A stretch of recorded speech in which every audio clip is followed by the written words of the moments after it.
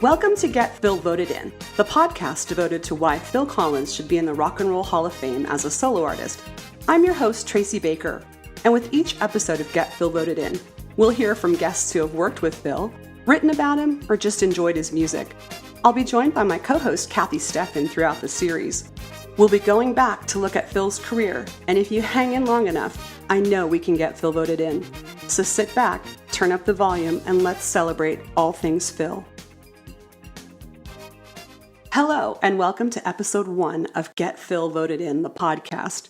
I'm your host, Tracy Baker, and today, my co-host, Kathy Steffen, and I are thrilled to bring you our conversation with bass player extraordinaire, Leland Sklar. Thanks for doing this for us. This is wonderful. This will be one of, I hope, a series of podcasts with people that have worked with Phil, maybe some of the guys who've written books and some other folks. So maybe some of the backing singers, maybe even Lamont, who's touring with you right now. So I'm really excited that you're our first guest. Thank you so much. Well, thank you for having me. I'm excited about this. It's really a cool project, and I would do anything for Kathy. Oh, she knows it too. As would I. She is wonderful. Thank you. Okay, Kath, it's all yours. Hi, everybody, and welcome to our first podcast of our Facebook page. Phil Collins should be in the Rock and Roll Hall of Fame as a solo artist. We are very excited to have with us today someone I hope everybody recognizes, Leland Sklar. Hi, Lee. Hi, Kathy. Thank you so much for doing it. You have no idea how happy I am. I'm thrilled to be with you because I like you so much as a person, and we get so little chance to see each other. So this is perfect. This is a great way to start. I know. Anyways, giving a little bit of history about Leland, as if everybody needs it. Leland has an exceptional resume, having played on an estimated 3,000 albums over his 50-year career. Artists include James Taylor, Jackson Browne, Paul Williams, Dolly Parton, and of course, Phil Collins. Best to check out his Wikipedia page for his more complete listing, and prepare to have your fingers sore going through that listing. Presently, Leland is starting a U.S. tour with Lyle, Lovett. Today we'll be discussing Leland's touring and recording history with Phil, and maybe get some firsthand stories of those first shows in the 1980s. Ready for the first one? Absolutely. Okay, currently you are touring with Lyle. What else are you going to do the rest of the year now?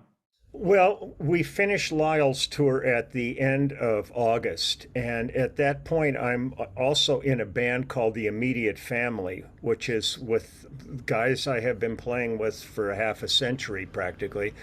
Danny Korchmar, Waddy Wachtel, Steve Postel, and Russ Kunkel. And we've got a documentary movie that's being made by Denny Tedesco, who did the Wrecking Crew movie, and that is nearing completion. We have a new album, which we are just about to start finishing. We're starting mixing, and that should be ready by the latter part of the year. We've got gigs starting in November. Right. But I'll tell you, being on stage every night with Lyle Lovett, and I look over to my left, and there's Russ Kunkel sitting there. And Russ and I've known Russ since 1968, and we started playing together in 1970. And most people don't know, but when Phil was getting ready to start his solo career, he approached Russ to be his drummer. And Russ was busy with other projects and wasn't able to do it. But we've talked about that many times, about that piece of history. But so that'll be that. And then I'm kind of holding the first part of the year. This is what gets frustrating. I'm holding the first part of the year for the band. We've got the movie coming out and the album, and there's a lot going on. So the management have really said, can you guys please, give us the first quarter of the year next year, hold on to it. And then I just got notified because there's a tribute to John Lord from Deep Purple that's being done with a group of musicians and a symphony orchestra, and it's from Brazil to Bulgaria. And it's from February through, or I think the end of January till April. And I'm just sitting here. I haven't given him an answer yet because I'm really need to hold off for the band. But Right. it's frustrating. These things come along and you want to do everything, Yes, and yes, yes. there's just you. So, but the rest of the year looks like it'll be busy. But I'll be glad to get home. There's lots of work around my house I want to get Mhm. done, and I miss my wife and my puppies and I know the stuff. So boys. I know. So it'll be. The tour's been going great, though. We're having a ball. We're in Davenport, Iowa, right now, and we were supposed to play last night in at a venue called Ravinia, which is just outside of Chicago in Highland Park, where the terrible mass shooting was, Right. and the venue chose to close down for a week in respect to what went on. And so a whole group of acts, Sheryl Crow and John Fogerty and Lyle, all got canceled out. So we've had an extra day here in Davenport, and I've just been sitting here at the computer counting down the moments till we get to be together. So Thank yes, you. I'm Yes, happy now. yes, yes. Great. Oh, I'll tell you. I was just going to say, with your other band, you got the new album, but you already hit that. You already answered that question. So on to number 3. Okay, your book, Everybody Loves Me, is available now through your website, along with other little goodies like your artwork, your T-shirt, which I do have, um, NTFs, and so on. And it's called Leland's www.lelandsklar'sbeard.com, all lowercase. And your YouTube channel, I was impressed when I read this. You have 20 million views. Did you check Really? that out? 20 million views since you started it on March 23rd, 2020. Holy crap. Oh, I'm telling you, man, that is incredible. I I had mean, no idea. I'm embarrassed to tell you, I'm very far behind on catching up with all your videos. I'm so Well, bad. it's hard. I mean, I think when I'm going to do one after we finish today, and I think that's going to be 1,019 videos. Yes, Yeah. yes, I know. I I mean, was I'm just, sitting here. I've got my book of copious notes that I do yep, for everyone. I do some research onto each song, um, and then play them and talk about them. And it's all because of Phil. yeah. So it's all his fault. Blame him. Call him up and yell at him, you Absolutely. know? Dude, how do I monetize this? Really, come on. Yeah. What was the first day that you worked with Phil on No Jacket Required? And I know you met Daryl that day up in the elevator. What was that like? It was great because I had worked a session with Phil before that, Oh, working on a Lee Ritenour album, and Lee Ritenour and I had done a lot of sessions with Lee Ritenour, and he called me to work on a track for one of his solo albums, and he had met Phil and invited Phil to play on it, and so I got to the studio, and Phil knew me from my history. I knew Phil through Genesis and Brand X, oh but yeah. we had never worked together before, so we hit it off just great when we were doing that. And he contacted me to do, I believe it was his Face Value album, Mhm. but I was already committed to a James Taylor tour at that time, and I couldn't work with him. So I said, "Look I'd love to work with you if the opportunity were to come along again." And lo and behold, they contacted me in '84 and said, "Can you come to England and do the new album?" And I said, "Yeah, perfect timing. I'm available. I'd love to do it." And so I flew over to England and stayed at where they usually put us up when we're in London, at the Royal Garden Hotel, which is right next to Hyde Park in High Street, Mhm. Kensington. And the very first day, I'm sitting with we were going to record at Townhouse Studios, which was a few, by their standards, a few kilometers away from the hotel where we were.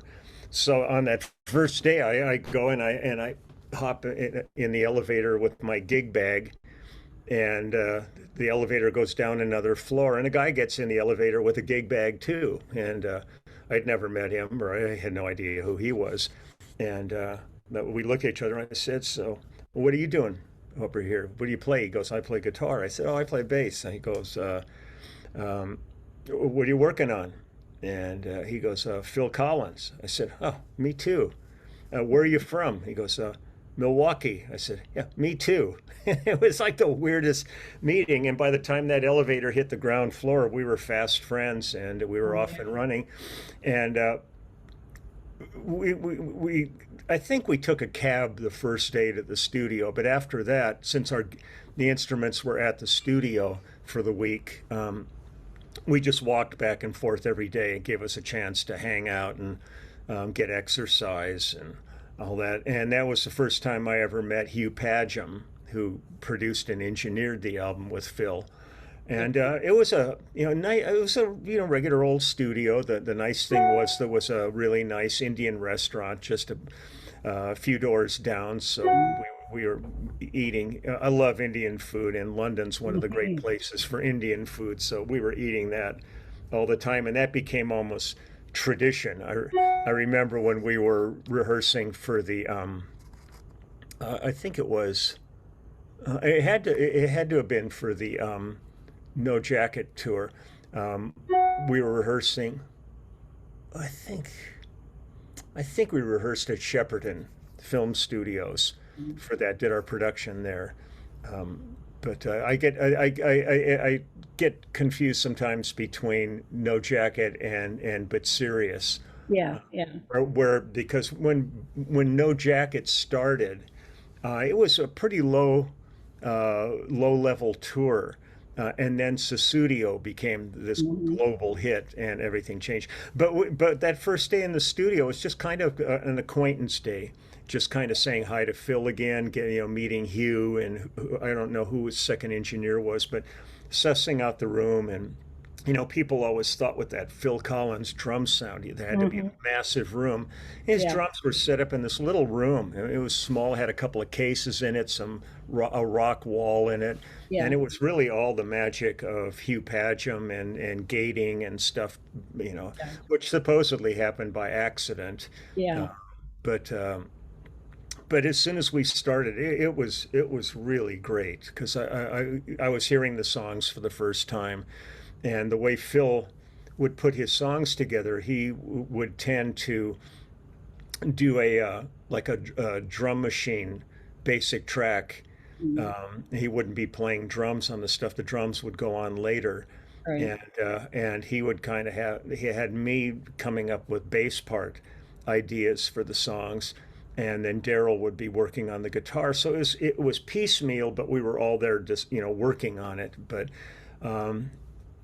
that's still one of my favorite albums. I'll tell you, the songs on that album are so good. Yes, they are. They are. I love it. Launched him right off. Yeah, it changed overnight. I mean, the tour started more of like a theater type gig and ended up as an arena tour. Yeah. Because just the demand for tickets was so high all of a sudden because he was never considered a solo artist to that point. I mean, face value set the trajectory for it, but this one really took it off into a whole other place, and it was great. I loved every second of it. I wish I could go back and, with what I know now, relive it again, and just to absorb even more, because the thing that happens as a player is when you're in the middle of it all, you don't really see what's going on. You're so consumed by the moment that you're working in that you don't really appreciate the overall effect of everything, and that only comes in hindsight. And you wish you could somehow go back to those earlier days, like I feel with James Taylor's same way, going back to the early 70s when we started, and really kind of, it was so magical and so unique and so special for all of us. Yes. And with Phil, that was certainly the case. Yes. I mean, even nowadays, though, I notice that people go, do you listen to any new music around the radio? I never turn on the radio. Forget it. To me, everybody sounds the same. I mean, they're all trying to get this vocal gymnastics going on and stuff like that. And it turns me off completely. I said, where are the unique voices like James Taylor, Glenn Campbell, John Denver, I mean, all these Paul Williams, who I love. Oh yeah. I mean, when I did a little side note, when you introduced him, I went back through and I went through his whole catalog again. I've forgotten how good he was. Yeah. Oh, I mean, he was just like so incredible. And he still Writer. is, and he still is wonderful. And the saddest part of this whole tour we've been on so far is we played Taos, New Mexico, Mhm. and Paul and J.D. Souther came to the show to see us. And after 5 songs, a horrendous rainstorm. It was an outdoor gig hit with thunder and lightning, Oh, geez. and we had to go get in our bus for an hour waiting for this to pass. And the next day, Paul wrote and he said, "Well, that was the best 5 song show I've ever seen, but I got so soaking wet we had to leave." But he said, "We're going to try to catch up with you somewhere on the tour." But I love Paul. He is a uniquely special individual. Yes. But Yes. there are those people. I'm always in. I always so enjoy an artist that you put your headphones on in one note, you know who they are. Yes. The Willie Yes. Nelsons, the Joe Yes. Cockers, the Rod Stewart. Yep. There's so many, and the thing is, there are still really fine artists and fine music out there. It's just harder to come by. You really have to dig Yeah. a little bit deeper because everything's sort of homogenized. It kind of, the way you were saying that too, it's sort of the same way. I remember when I was a kid and September would come around and my dad we'd jump in the car and we'd go to all the car dealerships to see all the new cars that were Mhm. coming out. And every one of them looked so different. But you look now and you see a Mercedes and you see a Yeah. Hyundai, and from a distance, they look like the same Yeah. car. Yeah. And so much of music has kind of settled into that. It's a very different world of music than the one I was fortunate enough to Yes. come up in. Yes. So it's more business than music at this point. Yeah. Yeah.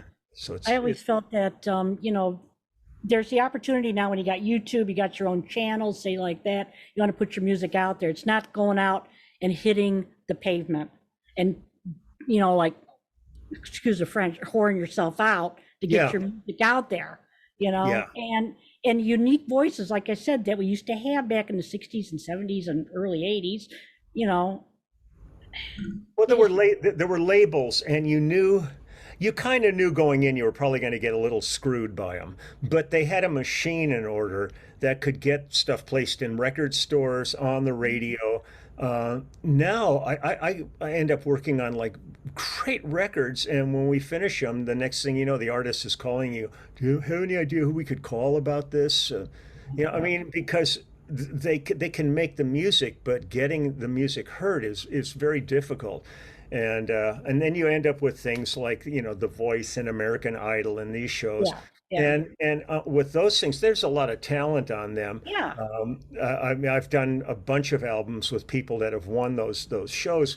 The, yeah, the issue for those shows is you're only as good as your season, yes, because yes, thank you. if you don't win that show or at least place in like the top 5 Right, and get a record out while you can still ride the back of success on that right, show, as soon as the next season starts, everybody kind of forgets about you and they're yeah, watching the new season. yeah, So that's it right. doesn't build that thing like I think of Bonnie Raitt, and I think she had 9 albums before Yes, Nick of Time came out. Uh, yes, but labels believed in most of the labels had artist development divisions mm, that really worked with artists, and their expectation wasn't that you were going to hit a home run on your first album, but they mm, believed that you had something that needed to be nurtured, and eventually it would hit, and when that would happen, then your whole back catalog then starts to get discovered, and it's a good business investment at that point. yes, yes, So yes. different world. I'm telling you. Yeah. But the gymnastics, yeah, I was watching YouTube and some girl came on and I forget what song she was singing, had this beautiful voice, and they say she always, her rendition of whatever this song was, this was yesterday, they said is so beautiful. And I started listening and I got through about 3 bars, and then she started with her gymnastics. And I immediately turned it off. I said, You're losing the absolute Yeah. essence of the lyric Thank you. by you're running into distractions. Right, right. Thank you. I mean, this is, I mean, I think the last time I actually enjoyed American Idol was like when Scotty McCreery was on.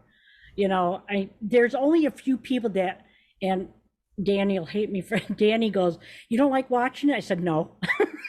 He says, "Why?" I said, "Because they all sound alike." No, they don't. And we get into a 10-minute argument about it. And I'm Yeah. like, I just play on my phone or something like that when they're watching it. I don't I just sit next to him. He lets me know when he needs something. Well, I did Scotty's record after he won. Yeah. Yeah, but there's been Laith Al-Sadi. It was great. Oh God, I'm blanking on her name right now. Who's so Kelly crazy. Clarkson. Oh, Kelly, definitely. Yeah. But Carrie God, Underwood. she was the girl who played Curly Sue when she was a little girl. She was a child actress. Oh, how could I be forgetting her name? But she's a fabulous singer. Did her album, and I'm so proud of it. We did this about 8 years ago, I guess. I mean, time. This is what gets confusing. Is we laugh about it. We go, yeah, it was like 2 years ago, and then you look and it was like 2014, and you go, Yeah. oh, it was 23. You go, oh crap, time is really disappearing on us. I'm surprised I remember what I had for breakfast. So I had notes all over to make sure I was here. yeah. I'm like going, Tracy and I were just talking. He said, neither one of us slept last night because we were so excited. I think I got about 3 hours. I have to go to work tonight. So getting back on what we're talking about with Get back on track here. Yeah, I know, but it is fun though. I said we I can go love it. off in different directions as long as we stay, focused. Yeah. What impressed you most about Phil's work ethic? How deep and profound it is. There's so many people in this business that kind of relegate responsibility to other people. I mean, they've hired the best people. I mean, Tony Smith is an incredible manager. And, you would think they would say, okay, Tony, take care of this, hire like these. But when we were working, I mean, Phil is so hands-on about every aspect. When we're in the studio, he's listening to every sound. He's digging through the arrangements and thinking about them. He's constantly immersed in it. And then when we got in to start rehearsing for touring, he's sitting out with the sound guy, listening to all of the sound, with the light guy looking at every lighting cue. When we would rehearse, we recorded everything when we rehearsed. And then at the end of the rehearsals, we would go sit out as an audience and listen to the show and check the mix as a band. And even towards the end of rehearsals, before we were going to hit the road, I remember we would start inviting people to come to the rehearsals to talk to them and see what their thoughts were about the show. I think Barry Manilow and his band may have come to one of the rehearsals. And one of the things Phil said once that I think really impressed me more than almost any artist I ever worked with was he felt that the first audience should get as good a show as the last audience. And so many bands go out on the road and they spend the first 2 weeks of their tour refining their show. So the people that are seeing the early shows aren't necessarily seeing the best show that it's going to be, because some songs may get dropped and others added in, or orders change or arrangements changed. And I was so impressed by that with Phil, that he really felt that way, that he really believed that the audience should get the best show possible. And because that's the way I've always felt. I mean, to me, I would rather overwork than underwork a show. Right. And, Now there's a difference though with Lyle. He didn't rehearse. You just went out on a long sound check, you said, every night. Lyle's totally different. There's an expectation when I've worked with Lyle, is that you prepare about 60 songs or so, and then he'll change sets, different songs when he feels like it. He'll call up a song in the middle of a show, because he comes from the world really of the singer-songwriter, folk singer kind of a thing, where their whole career started with them alone. Right. And they're used to that kind of spontaneity on stage of like letting it happen.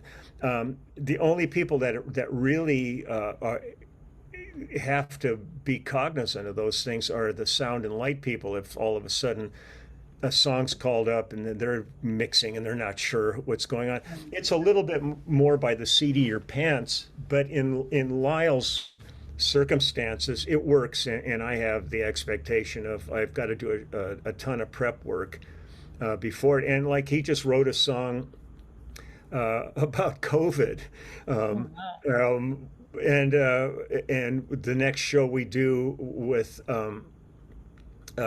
Chris Isaac on the bill, he sent it. They're going to do it as a duet, But he came to the rehearsal with it, and he was thinking, "Oh, maybe we'll play it tonight," kind of thing. So, like, you're really flying by the seat of your pants. Oh my But the God. musicians are incredible in the band and can pull it off. And when you show somebody you can pull it off, then they don't think it's a big deal. So they go ahead and take full advantage of your skills. But Wow. it can be a little hair raising.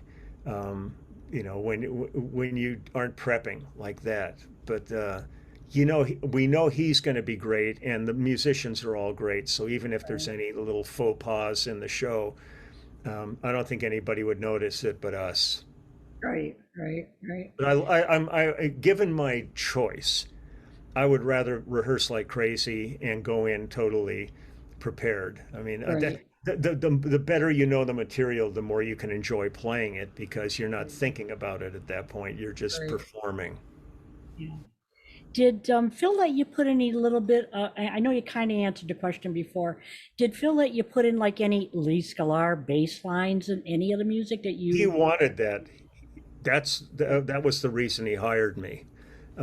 It was I when I came in, it wasn't like he was sitting there going, "Now here's my bass idea for the song." It was kind of like, "Here's kind of the melody, and here's the drum loop, and see what do you think on this?" Like Another Day in Paradise, I was the first person on that record other than his drum machine, and he didn't even have lyrics finished at that point, so he was just humming Right. ideas, and I was experimenting with. I ended up doing that on the record different than we do it live, where on the record I did it with a Boss octave divider Mm, and changed it, but live I end up playing it down an octave because it just lays within the track better for live. right. But if he had suggestions, I certainly would listen to him. Or if he had like a thought in the beginning of something, say, something kind of like this, and then Mm, would let me go. But generally, when it comes to these things, I end up getting hired because people know what I do, and they want you to give them you. Uh, right. Right. but certainly, Put but that certainly, Leland on there. yeah. I mean, I always tell people, I say all my ideas are etched in mud. You know, so I mean, if they've got a better idea, I'm ready to try it and listen Right. to it and see. And we want to make this thing work as best as possible. And when you're working with an artist like that, it's there's a depth to Phil's musicianship that people don't really realize. Like when you hear him playing piano and stuff. I mean, he's really Mm, he knows what he's doing. He's not just plunking away. Um, right. he's I've never seen him touch a guitar, so I don't know if he can play guitar or not. Well, he did But on one video. He had a left-handed guitar, I think it was. I can't remember the name of the video right now, and I know yeah, but Tracy. videos can be deceiving. Yeah, yeah, I know. That's what I was thinking too, because everyone's like, "Oh, he plays guitar." I said, "I don't know." You could have had a clarinet in the video too, I know, I know. but it's one of those things that it's a real fluid atmosphere in the studio with him. I mean, we're working on things. We get things fairly quickly Mhm. studio, but he has his idea of how he would like things to ultimately go. But he Right, really wants you to do what you do in order to right, facilitate that. So right. it was always really wonderful. But it was really great when we finally started working out at the Genesis farm at the Hmm. studio out there, because there's something about being out in the countryside and looking Yeah, out the window of the studio and a deer comes walking by and looks right, in and stuff. right, right. It was Oh, pretty that cool. That's got to be incredible, I'll tell you. Can you give us any like funny stories that have gone on tour with Phil? Some little incidents or something that we can all laugh about? Oh, I'll tell you one of the funniest things. He probably, in hindsight, might find it funny, but it wasn't at the time when we were touring on the No Jacket Required tour. There was a New York clothing designer named Willie Smith, and he had a brand of clothes called Willie Wear. And Phil absolutely loved his stuff, and he bought a bunch of Willie Wear suits to wear for the thing, and they were really cool. And it was sad. Willie died of AIDS many years ago, but they sent out Phil's stuff to be dry cleaned, and it came back laundered. And we heard this yelling coming from his dressing room because the coat was about this big. Yeah, and, fit a kid. I mean, they would have maybe, I mean, Phil's not a big man, but these clothes would have fit maybe a 4-year-old by this point. And that was like most of his clothes for the tour were like completely. Didn't that happen like in North Carolina or something like that? Because I remember there's an excerpt on a video where he goes, "Carole, the jacket," and he holds it up and he says, "This was washed. It wouldn't fit me ever again," type thing. I thought it was hilarious. Yeah, Carole was the wardrobe girl. Yes, and, I remembered her name. Yeah, and it was like one of those things though that just are so. There's moments every day. I mean, when Nicholas was learning drums when he was about 4 years old, and he was really good. And we came off stage after playing the show, and we get near Phil's dressing room, and all we're hearing is the drums banging away because he had a little kid, and Phil's in the hall going, "Oh God, when does it ever stop?" But there were his parents went through. Yeah, there were lots of moments with Phil. I mean, Phil is a funny character, and so when we were away from things. There was always just moments that really just were fun with him. But it was especially like on the 85 tour, because it was still really fresh and he wasn't under the stress that he had to deal with, like when Genesis went back out, and now he was like the big deal for Genesis. And when we did the But Serious tour, I mean, at that point he was like one of the biggest artists in the world. So there were pressures on him that were not there in 85. So in 85, that tour with it was just me and Daryl and Chester and J. Peter Robinson and the horn section. Right. So it was a real small group of people, and we got to spend a lot more time as a unit. Hanging out, so there was a lot of funny moments that went on with him. But I mean, just the idea that he, when you see that insert picture from that album with the hot tub club and all of us, I mean, it was just. Yeah, that was one thing I wanted to ask you. That was like on question number 9. Yeah. On the tour book, when you guys all posed in the hot tub, did you go commando? I think everybody had shorts on. I think that was a burning question. I've been dying. I think we were all really comfortable with each other to a point. But it definitely is one of the funniest pictures of that band. I mean, that was like just one step below a Chili Peppers kind of with their socks. But that's the thing I always appreciated with Phil is everything kind of came with a sense of humor.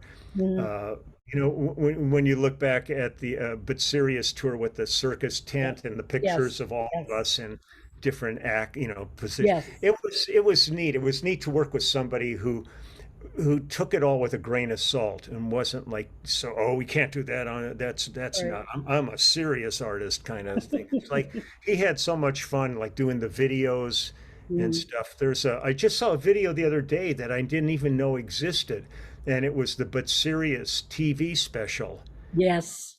And I had never seen that before. I just found it on YouTube the other day and saw it for the first time. And I went, holy crap, didn't even know when it aired. I remember when it aired back in the day. I had it on my old VHS. Now you can find it anywhere. Yeah. Yeah, we had so much fun doing those videos, especially the one where we're like on the SS Udio, which was like I know. this old Titanic They footage. get in his face like this. I died. I was like, oh, how could he do that to his face? It wasn't a good one. But I love that aspect of working with him. Was everything was really meant to be joyous. Some acts go out and everything's as serious as a heart attack to them, and you just kind of go, man, we're entertainment. If they want to Yeah. hear the record, just sit at home and listen to the record. Right, But right, if you want to right. come out, have something that makes your evening fun. Well, I was going to tell you the story because, I Yeah. told you about a year ago on the Sirius tour. Friend and I, we came out to Cleveland. I managed to hit 4 shows that tour, 2 in Cleveland, 2 in Toronto. We saw Toronto first. I took my friend Denise and we came out here to Cleveland. And I think I remember asking you, do you remember going, because you did 2 shows in Cleveland in August that year, 1990. And I remember asking you, do you remember going to an after show party at a place called Whirly Ball? God, that name sounds familiar. Whirly Ball really strikes a chord, but I'm not sure I remember details. Well, I'll give you the Cliff Notes version. Denise and I Right. caught our way backstage, and we were back there after the show. And Phil, of course, is already gone and everything. We're back there talking to the horn section, and they're going, "You're going to go to this party?" And they gave us a flyer. And I said, Denise, I said, I know where this is at on Tiedemann and Brook Park. I know where it's at.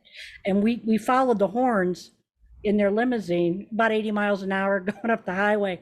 I had a 2-door hatchback Geo Metro, Yes. which is like 4 guys could pick it up and put it on the sidewalk. Yeah. And we followed the horn section. Anyways, we got to the venue and they let us in.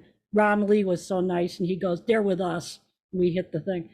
And we go in, and to the left was the glass enclosed, like area. You would sit in a, like the little carts that you ride at, like at the fair and everything, like you drive the bumper cars. Yeah. There were bumper cars. And we found out later on, you guys blocked Phil in and wouldn't let him out on the court. You guys had like blocked him in. Oh, you got to take advantage of him at some point. When he's not in charge, then Oh he's yeah. then he's fair game. It's, I thought that was such a scream, but Denise and I kind of conned our way backstage, and oh, we got it. that's great. I mean, I think I'm not embarrassed that, to say we did it. no, I mean that's one of the adventures of touring too. Is like when you get out there and you see what can we get away with. It's Well, God, when the tour manager came out and he put the stack of backstage passes, they had to be this deep. He pulled them out of his pocket. He hands out 2 of us, and we go running up. I couldn't believe it. But that was back in the day, of course. But I always wanted to tell you, I said, I didn't know if you would have remembered it or not. I kind of remember when you said the name of the place, but I mean, there was something kind of crazy. I'll tell you one of the funniest experiences, and it was on the '85 tour. We played, there's a fairgrounds in Sacramento that we played. And needless to say, we were called the Hot Tub Club. That was the Mhm. name and all this stuff. Well, we arrived at the gig to go do sound check and all that. And back behind the stage, I saw this big thing covered with a blue tarp. I had no idea what was going on out here. And I asked somebody about it, and I said, "So what's going on here? Construction or something?" They said, "Yeah, ignore that. Try to ignore that." And it just had my curiosity up, and I finally got one of the guys who worked there. I said, "So what's going on with that big blue tarp over there?" And he was so embarrassed. He said, "Well, look, we wanted to do something really special for Phil, so they had a bulldozer dig a big hole there, and they brought in this huge hot tub." to let everybody use this big hot tub. And as they were lowering the hot tub into the hole, the forklift that was lowering it fell into it. Oh my And it was half sticking up in the air with God. this crushed hot tub, which probably cost a fortune, underneath it. And they just didn't. It was too late to get a crane in to pull this thing out, so they just threw a big tarp over it. And the guy said, "Please don't tell Phil. Don't tell Phil about this." I said, "Don't worry." I said, "I just wish I would have had a phone camera at that point in my pocket. Yeah. I would have loved to have grabbed a picture of this catastrophe that took place with good intentions behind it." God. While on the Not Dead Yet tour, Phil played shows that had up to 94,000 fans in the stadiums, especially in the other countries. How impressive is it to see the fans that in these foreign countries, say like South America, I know you guys went, Yeah. that English is not their primary language, but they're able to sing back everything to you from what does it feel like on the stage to have that come back at you? It's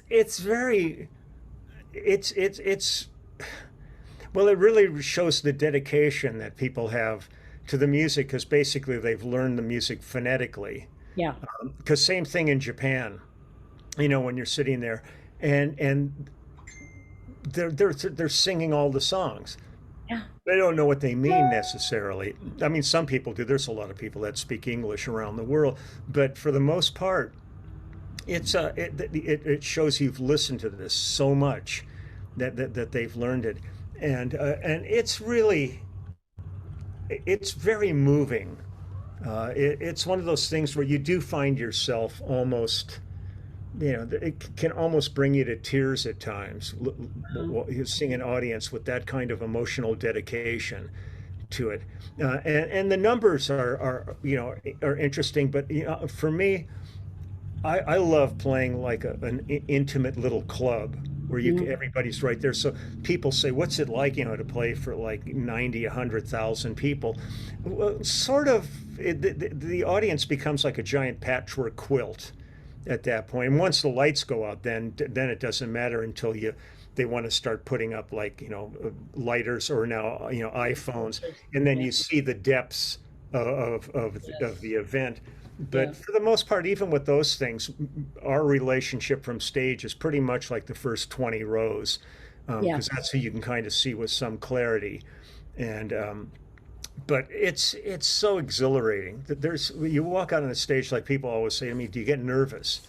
And I go, "I never get nervous. I get anxious."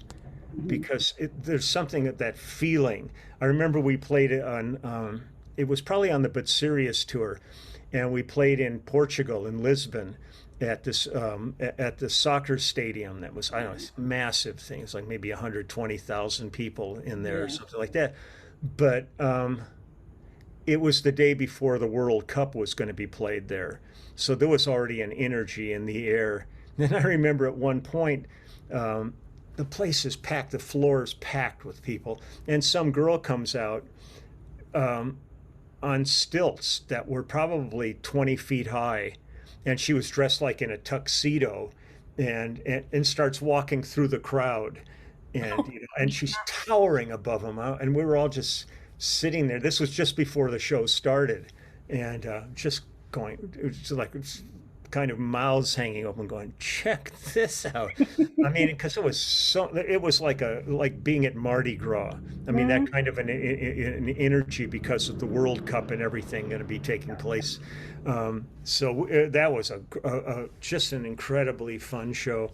But every show with Phil was always great. I mean, we enjoyed them, and when we did the Not Dead Yet, I mean the first final farewell tour, I think the thing we enjoyed so much about that was going to places that we had never been to before, Latvia and Estonia and Finland, the Middle East. And it really made it extra special, because so many of those places probably assumed that we wouldn't show up. Right.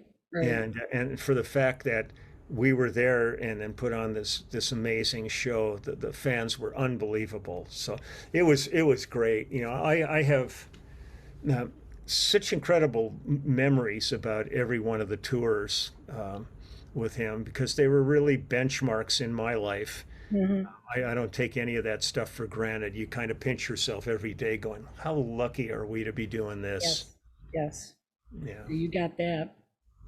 Finally, why do you think Phil should be inducted as a solo artist in the Rock and Roll Hall of Fame? Because he goddamn deserves it. That's right, damn it. Jesus.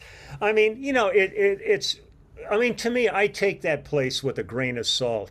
When you look at who's in it, but then you look at who's not in it. I mean, Jimi Hendrix isn't in it. I know. I mean, What's wrong with this picture? yeah, You know? I mean, so it's one of these things. It's a place that there's a lot of politicking that goes into getting people into it. Warren Zevon's not in it. And Yeah. stuff. So, I mean, to me, if there was anybody in contemporary rock and roll pop music who should be represented there, I mean, Genesis is perhaps in it. I don't know. Yeah, they are. They got in 2010. Yeah, I recall that.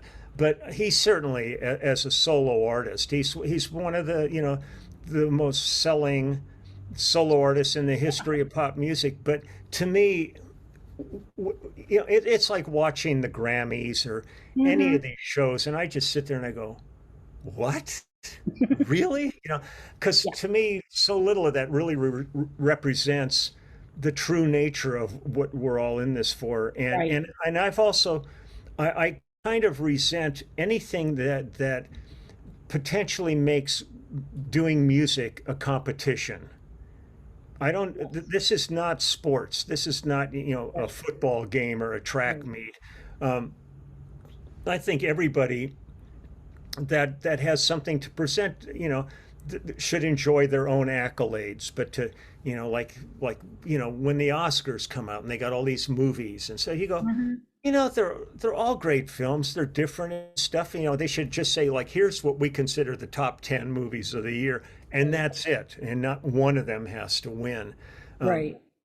But with Phil, I mean, if there's anybody I can imagine who deserves to be in there as a solo artist, he certainly is right near the top of the list, if not at the top. So I think if it's something that's going to be pursued, I think it's well deserved. Yeah. Whether or not it diminishes his life in any way by not getting the award, I don't think he thinks about it. So it's just I don't really understand the inner workings of how those things are even decided. I mean, Right. the fact that we just did it last year with Carole King finally got inducted, and you're kind of going, really? She's 80 years old, and she's been at it since she was like 16, and now you're giving her an award. Holy crap, they should have given her something right after Tapestry. Right. Really. Yeah. I mean, the biggest selling record in the world. So it's strange, but there's so much that goes into it that has nothing to do with, to me, the reality of making the music. And I have no vested interest in any of it. I just wish him the best, like with the Grammys and stuff like that. I mean, I've played on so many things that have won Grammys, yet we don't get Grammys as the players or anything like that. So you kind of go, whatever happens. I don't care. I got to play on the music that people like. Right. That's the reward right there. I always say life is too short, At times it's too long too, but that's a whole other thing. Yeah, as we get older, Holly. Oh, geez, Jesus. I'm getting so weary every time I look on Facebook. It looks more like an obituary page. Yeah, tell me about it. God, between people and pets, it's hard. But the thing, I feel so fortunate that at this point, being 75 and out here on a tour having fun, and more work being demanded for next year, and all this stuff, and seeing Ringo and all these cats that are Macartney and Mick and Keith, and all these guys are still out there working. Man, we are blessed. Yes. Just to be able to do this. If you still got it, flaunt it. Yes. And don't let me forget Wednesday. I have a gift for you. Okay. We went, Michael and I went up to Detroit, and of course we always stop at Tony Packo's on the way back. I got you some more pickles. You'll Ooh, get a those, kick out of those are that. so good. I know, I know. I'm glad you got a kick out of those last year. I'm sorry the strawberries were. You didn't get the message. I said happy birthday, old fart. You didn't get it. I Oh my. didn't. No, it's all good. Now the only thing that'll be hard at the gig is they have us under a pretty severe COVID bubble. Right, Because at right. one point, I mean, we're doing everything possible, and we had to leave 7 guys from our band behind, Yeah. and we were just grateful that the our bus, which is the rhythm section bus, was Mhm. healthy, so we could do the shows, but we Good. lost the horn section and the background singers. And so, even though it was only 2 of the guys had it, they're all in a bus. So, Right, they had to, confine the whole right, bus and everything. right. So I think most all of them are going to be back here for Davenport tomorrow night. I think one guy is still going to be, he got he got it, I think, just after Red Rocks. So he's probably got about another 4 or 5 days. But I mean, it's really hard. You go to all these gigs and nobody's wearing masks at them. They're all Yeah, packed in. yeah, And, no. every time we turn around, another tour's being hit by stuff. Chris's band got hit. Chris got hit Yeah. with it and Yep. stuff. So we're being super cautious. So they're discouraging us from getting out, and there's no after show, no backstage, no Right, nothing. right, So right. we'll figure out a way to hook up. But Okay. I mean, I'll have it, wrapped up pretty good and everything so it doesn't bust. So, if I could find a way to get it to you, I'd appreciate that's the main. I'm not concerned about the packaging. I'm just concerned about being able to say hi and I and, know.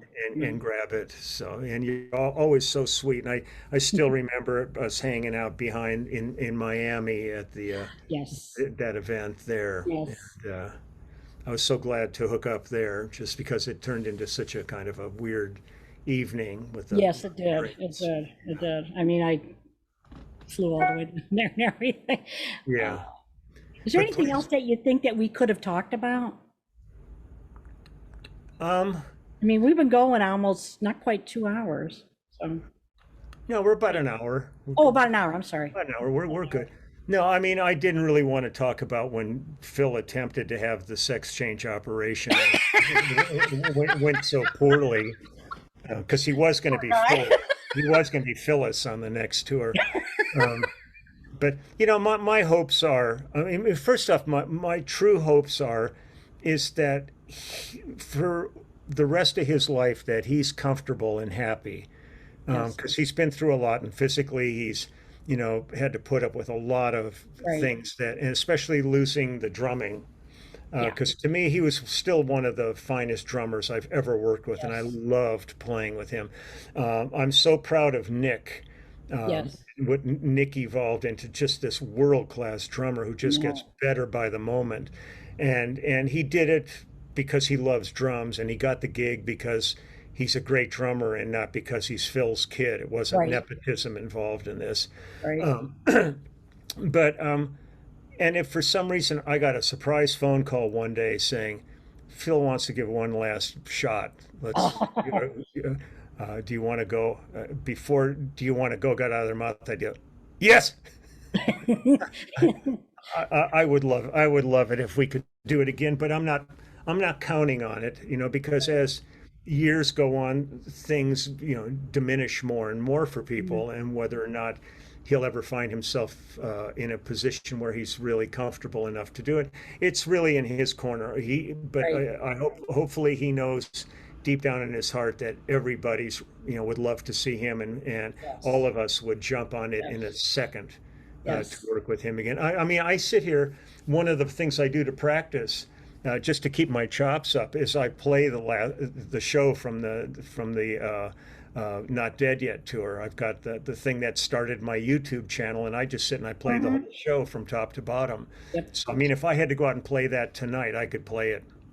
I mean, I haven't forgotten a note of that, and I'm hoping to see Brad in Nashville.